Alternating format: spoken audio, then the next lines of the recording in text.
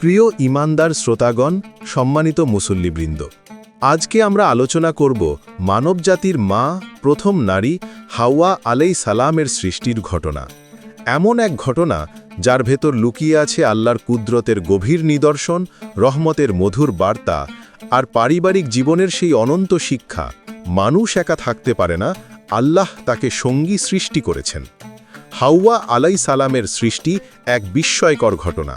প্রিয় ভাই ও বোনেরা, হাদিসে এসেছে আল্লাহ তাআলা আদম আলাইহিস সালামকে সৃষ্টি করার পর তাকে জান্নাতে স্থান দিলেন। জান্নাতের অনন্ত সৌন্দর্য, অপরিসীম নেয়ামত সবই আদম আলাইহিস সালামকে ঘিরে ছিল। কিন্তু একটা ঘাটতি রয়ে গেল, সঙ্গীর অভাব। কেননা মানব হৃদয় যে একাকিত্ব সইতে পারে না। তখনই আল্লাহ রব্বুল আলামিন ঘোষণা করলেন, আমি আদমের জন্য তারই মধ্য থেকে একটি সঙ্গিনী সৃষ্টি করব। হাওয়ার সৃষ্টি কিভাবে হলো? হাদিসে বর্ণনা আছে, আল্লাহ তাআলা আদম আলাইহিস সালামের এক পাঁজরের হাড় থেকে হাওয়া আলাইহিস সালামকে সৃষ্টি করলেন।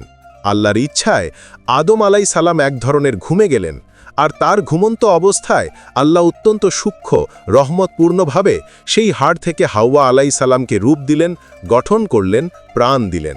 এখানে আল্লাহর কুদরতের কি অপার নিদর্শন!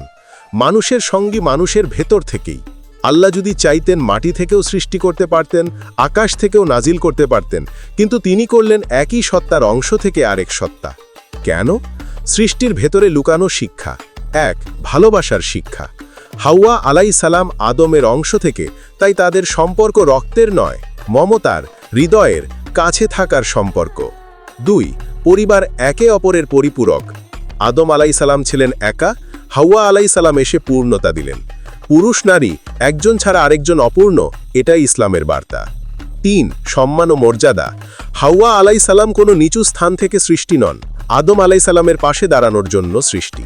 ইসলাম নারীর মর্যাদাকে শিকড়ে প্রতিষ্ঠা করেছে।